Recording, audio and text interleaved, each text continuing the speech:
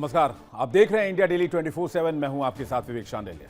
खास पेशकश लेकर इंडिया रिपोर्टर्स। इंडिया रिपोर्टर्स में हम आपको दिखाते हैं दिन भर की हर बड़ी खबर, वो खबर जो आपके लिए बहुत जरूरी है। इंडिया रिपोर्टर्स में हमारे रिपोर्टर्स लेकर आते हैं ग्राउंड जीरो से हर एक बड़ी खबर की हर एक बारीक जानकारी, जिससे आपको मिलती है उस खबर के बारे में कंप्लीट इंफॉर्मेशन। तो चलिए देखते हैं आज की बड़ी खबरें इंडिया रिपोर्टर्स में। लोकसभा के मॉनसून सत्र का अब समापन होना है, लेकिन उससे ठीक पहले कई ऐसे विधेयक थे और उसमें संशोधन था जो काफी अहम था। अब इसको लेकर चर्चाएं जो हैं वो तेज हो गई। आज ही एक सबसे बड़ा मुद्दा यानी कि FCRA, जिसको लेकर ये कयास लगाए जा रहे थे कि ये संसद में आएगा, पेश किया जाएगा और इस बिल यानी कि ये संशोधन में बदलाव जो है वो किया जाएगा। लेकिन अब एक बड़ा फैसला जो है वो सरकार का आया है। आज संसद में, लोकसभा में जब 2 बजे संसद की कार्यवाही शुरू हुई, तब केंद्रीय गृह राज्य मंत्री नित्यानंद राय ने FCRA बिल को JPC में भेजने का जो निर्णय है वो लिया और संसद में पेश किया। देखिए, JPC यानी कि जॉइंट पार्लियामेंट कमेटी, इसके अंदर लोकसभा के सदस्य और राज्यसभा के सदस्य होते हैं, जहां पर कुल 20 से ज़्यादा लोकसभा के सदस्य होंगे और 11 राज्यसभा के सदस्य जो हैं वो शामिल होंगे और इस FCRA बिल पर चर्चा होगी और जो बदलाव हैं वो किए जाएंगे। लगातार ये बातें सामने आ रही थी कि FCRA यानी कि जो फॉरेन से पैसा, खास तौर पर विदेशों से पैसा जो देश में आता है अलग अलग NGO में, सोसाइटीज़ में, इसके अलावा हॉस्पिटैलिटी में, उस पैसे के रखरखाव और उसको लेकर जो सरकार की चिंता थी, इस पर अब एक बड़ा फैसला जो है वो केंद्र सरकार ने ले लिया है। अब JPC में इसे भेज दिया गया है। संसद में चर्चा के दौरान केंद्रीय गृह राज्य मंत्री नित्यानंद राय ने कहा कि गृह मंत्री के आदेश के अनुसार, क्योंकि ये गृह मंत्रालय के अधीन आता है, इस वजह से गृह मंत्री के आदेश के अनुसार इसे JPC में भेजने का निर्णय जो है वो केंद्र सरकार ले चुकी है। अब जॉइंट पार्लियामेंट कमेटी के अंदर इस पर चर्चा होगी, जिसकी अध्यक्षता खुद जगदम्बिका पाल करते हैं। इसके अलावा कई अलग अलग जो सदस्य हैं वो इसमें शामिल होंगे। सत्ता पक्ष के सांसद, विपक्ष के सांसद सभी इसके अंदर होंगे, राज्यसभा के, लोकसभा के सांसद, और इस पर चर्चा होगी। वहीं इसके अलावा 2 ऐसे बिल हैं जिसको लेकर लगातार ये बातें चल रही थी कि इस बिल को भी सदन में लाया जा सकता है, डिलिमिटेशन और साथ ही साथ वुमेन रिजर्वेशन बिल। हालांकि वुमेन रिजर्वेशन बिल को लेकर पहले भी कोशिश जो थी वो की गई कि इसे पास कराया जाए, लेकिन नहीं हो पाया और इस बार भी मॉनसून सत्र, जिसका समापन कल होना है, उससे ठीक पहले ये कोशिश की जा रही थी कि मॉनसून सत्र में ही ये तीनों जो संशोधन है उसे पारित करा लिया जाए, जिसमें पहला FCRA, दूसरा वुमेन रिजर्वेशन बिल और तीसरा डिलिमिटेशन की जिक्र की गई थी।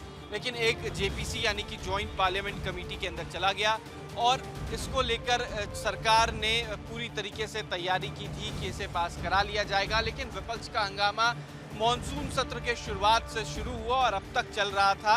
विपक्ष का एक ही मुद्दा था कि अमित शाह सदन में आकर अपनी बातों को रखें कि 20 जुलाई को जो छात्रों के ऊपर लाठीचार्ज हुआ दिल्ली के जंतर मंतर में, वो किसके कहने पर हुआ, पैलेट गन किसके कहने पर चलाए गए, AK-47 बिहार में किसके कहने पर चलाए गए।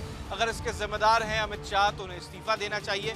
वहीं दूसरी तरफ चंदा चोरी का मामला जो है वो सदन में विपक्ष ने उठाया। सदन नहीं चलने की वजह से जो अलग अलग विधेयक थे, संशोधन था, कानून बनाने की बात थी, उसमें जो है वो विलंब हुआ और FCRA समेत डिलिमिटेशन और वुमेन रिजर्वेशन बिल जो है वो सदन में पास नहीं हो सका अब तक। और आज FCRA को JPC यानी कि जॉइंट पार्लियामेंट कमेटी के अंदर सिफारिश के तहत भेज दिया गया। वीडियो जर्नलिस्ट कमल सिंह के साथ उत्कर्ष, इंडिया डेली, दिल्ली। विदेश में बैठा गैंगस्टर रोहित गोदारा का नाम एक बार फिर सुर्खियों में आ गया है। दरअसल सोशल मीडिया पर रोहित गोदारा का दावा करने वाले एक शख्स का ऑडियो ज़बरदस्त तरीके से वायरल हो रहा है। इस ऑडियो में जो आवाज़ है वो शख्स खुद को रोहित गोदारा बता रहा है। हालांकि अभी तक ये पुष्टि नहीं हो पाई है कि ऑडियो में आवाज़ वाकई में गैंगस्टर रोहित गोदारा की है या फिर किसी ने टेक्नोलॉजी का इस्तेमाल करके ये पूरा ऑडियो तैयार किया है। फिलहाल जांच एजेंसियां और पुलिस लगातार इस ऑडियो की जो है जांच भी कर रही हैं। बात की जाए इस ऑडियो की तो ये ऑडियो इसलिए भी चर्चा का विषय बना हुआ है क्योंकि इस ऑडियो में खुद को रोहित गोदारा बताकर संत रामपाल को खुली धमकी दी गई है।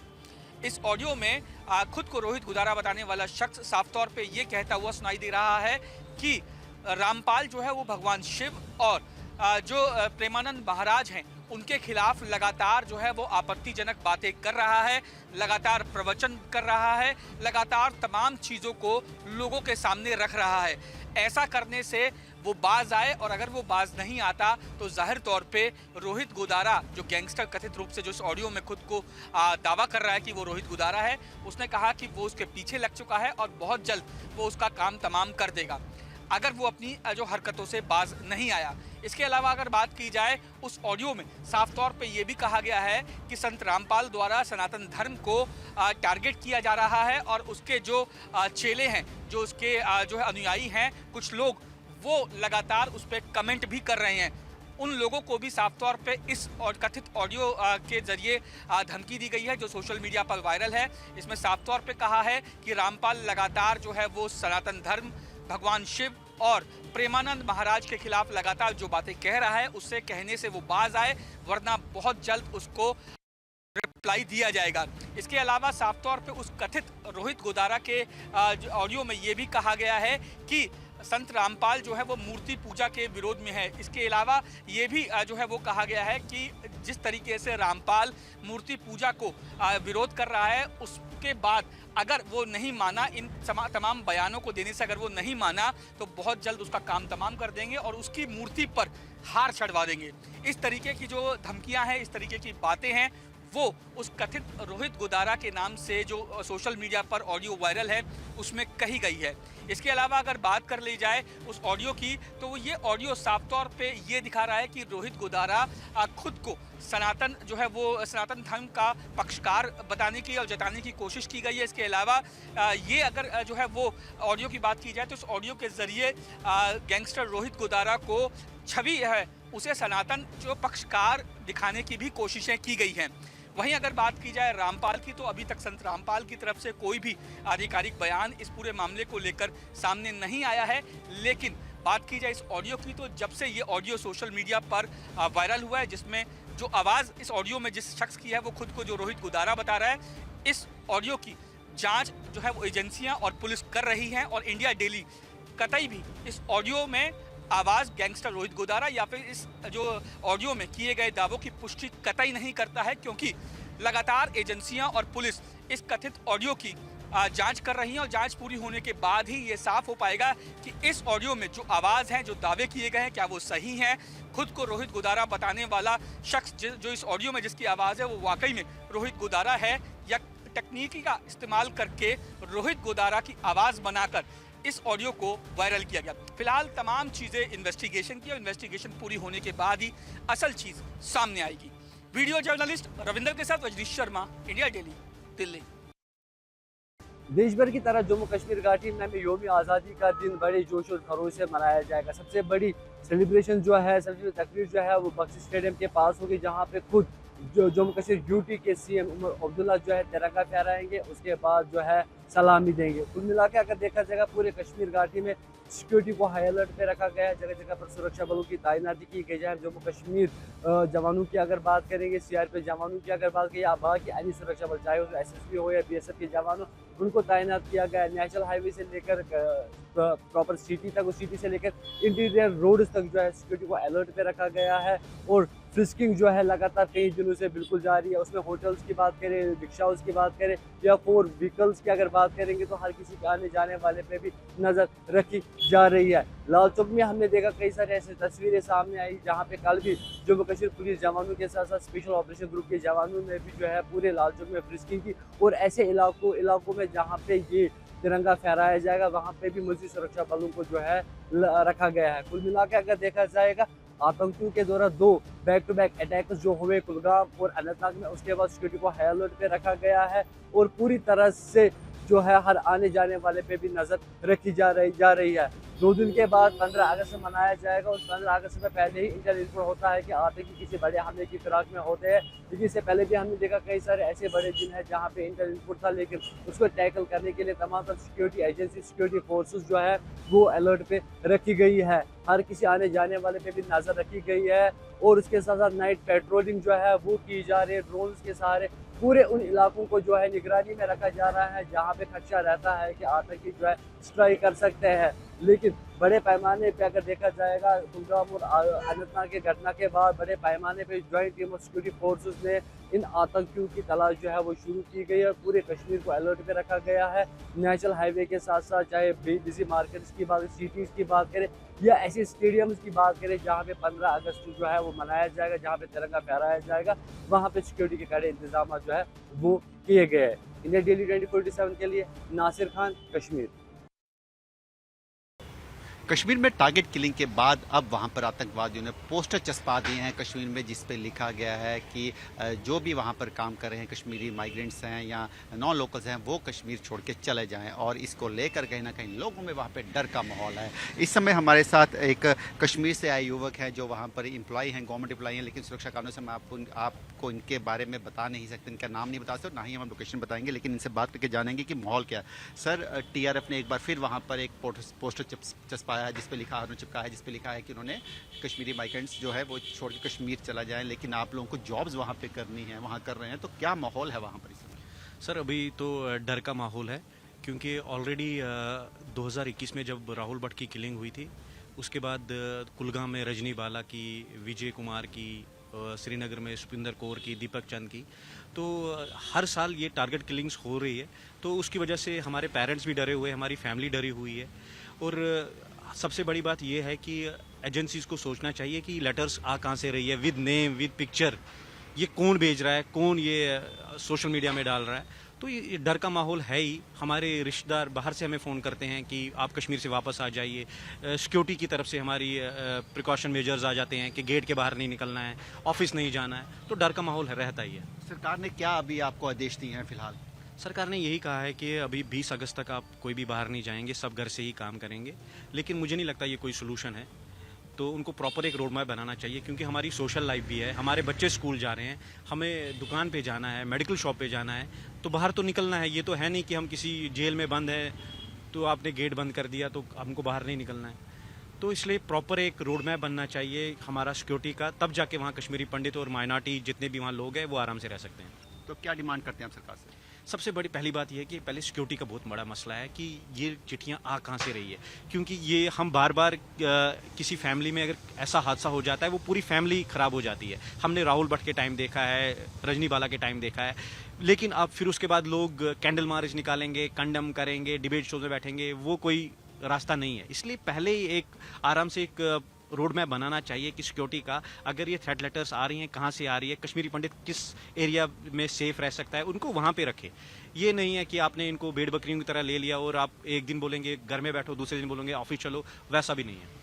बहुत शुक्रिया हमसे बात करें। तो आप देख सकते हैं यहाँ पर लगातार जो है जो कश्मीरी माइग्रेंट्स जो वहाँ पर काम कर रहे हैं उनमें कहीं ना कहीं डर का माहौल ज़रूर है, लेकिन ये भी है कि गवर्नमेंट की तरफ से जो स्कीम्स लाई जा रही हैं, गवर्नमेंट की तरफ से जिस तरह से बताया जा रहा है कि उनके लिए अकोमोडेशन प्रोवाइड की जा रही है, हालांकि उन गवर्नमेंट की तरफ से जो है आदेश ज़रूर पारित किए गए हैं, लेकिन कहीं ना कहीं देखा जाए तो उन पर अमल नहीं हो रहा। डिमांड यही है कि उन पर अमल किया जाए ताकि जो लोग वहाँ पर अपना घर बार छोड़कर काम कर रहे हैं उनकी सुरक्षा और जान माल की हिफाजत सरकार करे। कैमरामैन सुनील के साथ विकास अब्रोड, इंडिया डेली 24/7 के लिए जम्मू से। माफी अतीक अहमद के बेटे आबान की मौत के बाद उनके बेटे उमर को बाकायदे हाई कोर्ट से पैरोल मिली कि वो जेल से सीधे कब्रिस्तान अपने भाई के अंतिम संस्कार में जा सकते हैं। और वो अंतिम संस्कार में जब उमर रवाना हुआ तो ऐसे में पुलिस की जो गाड़ी थी जब वो लखनऊ से निकली उसके पीछे पीछे तमाम सैकड़ों गाड़ियां लग गईं। और उसके बाद जब टोल प्लाजा पर पहुंची, उस टोल प्लाजा पे जो तमाम गाड़ियां थी उन्होंने टोल नहीं दिया और पुलिस की गाड़ी के पीछे जब चलने वाली गाड़ियां, इन्होंने बाकायदे वहां पर गुंडागर्दी भी की और टोल कर्मियों से बदतमीजी भी की। ऐसे में पुलिस ने पूरा मामला नवाबगंज थाने में दर्ज किया है। नवाबगंज थाना प्रयागराज में है और यहाँ पुलिस जांच पड़ताल कर रही है इसमें कौन कौन गाड़ियों में थे और कितने लोग थे, तो इनका नाम क्या है। तमाम गाड़ियों के नंबर निकाले गए हैं क्योंकि इसमें 10 गाड़ियां लखनऊ की पाई गई हैं जो कि टोल प्लाजा में लगे कैमरे में चिन्हित की गई हैं और बाकी तमाम अन्य जिलों से ये गाड़ियां हैं। तो ऐसे में इनका क्या आपस में नेटवर्क है, क्या ये किस तरह के लोग हैं, तो तमाम ऐसी जांच पड़ताल शुरू हो गई है। और साथ में ये भी पुलिस देख रही है ये गाड़ियां जेल के बाहर से जो पुलिस वैन थी जिसमें उमर था वो पीछे पीछे लगी थी, या फिर ये गाड़ियां बीच रास्ते में कहीं से ये जो काफिले में लग गई और ये इलाहाबाद तक पहुंची।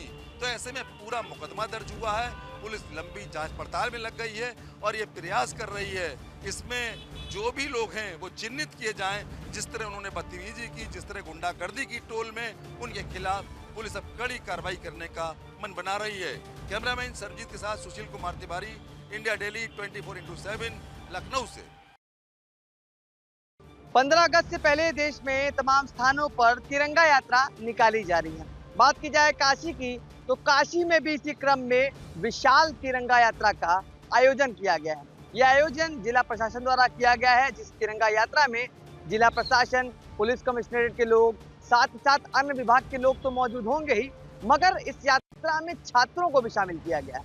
लगभग 10 से 15 हजार छात्र यानी जेनजी रहने वाले हैं इस यात्रा में, और उद्देश्य साफ है कि इन जेनजी के दिल में देश प्रेम की भावना को जगाना। साथ साथ इस यात्रा में भारी संख्या में महिला सशक्तिकरण को प्रमोट किया जाएगा, महिला कमांडो मौजूद रहेंगी। सुरक्षा और ट्रैफिक व्यवस्था की बात की जाए तो रूट डिसाइड कर लिया गया है, रूट डाइवर्जन लागू रहेगा। जितने भी महत्वपूर्ण प्रतिष्ठान हैं उन सब प्रतिष्ठानों पर विशेष सुरक्षा व्यवस्था की जा रही है। पहले से एक वीक पूर्व से ही हम लोगों के द्वारा होटल ढाबों की चेकिंग फ्रिस्किंग के साथ साथ चेकिंग फ्रिस्किंग का अभियान चलाया जा रहा है, वेरिफिकेशंस किए करवाए जा रहे हैं। साथ ही महत्वपूर्ण प्रतिष्ठान है उन सब पर ड्यूटी 24 आवर्स लगाई गई है, ताकि सुरक्षा व्यवस्था के साथ साथ जो 15 अगस्त का हमारा विशेष अवसर है, विशेष दिन है, उससे सकुशल रूप से संपर्क कराया जाए। और ये यात्रा महात्मा गांधी काशी विद्यापीठ से संपूर्णानंद संस्कृत विश्वविद्यालय तक जाएगी, जहां तमाम छात्र, जिला प्रशासन और पुलिस कमिश्नरेट के लोग मौजूद रहेंगे और इस भव्य तिरंगा यात्रा को निकाला जाएगा। सुरक्षा व्यवस्था की बात की जाए तो 15 अगस्त से पहले काशी में पुलिस अलर्ट मोड पर है, चाहे वो स्टेशन हो, एयरपोर्ट हो या कोई रेस्टोरेंट हो, पुलिस की निगाह हर कोने पर है।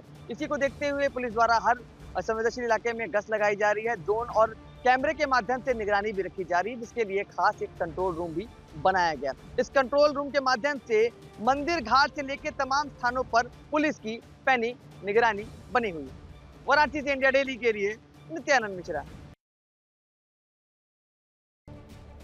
इंडिया रिपोर्टर्स में फिलहाल इतना ही। वक्त एक ब्रेक का है, खबरें लगातार जारी हैं। इंडिया डेली 24/7 पर बने रहिए हमारे साथ। देखिए इंडिया डेली 24/7 अब आपके स्मार्ट टीवी पर। इंडिया डेली मौजूद है सभी डिजिटल प्लेटफॉर्म पर लाइव और लगातार। इंडिया डेली 24/7 हर दिन राष्ट्र को समर्पित।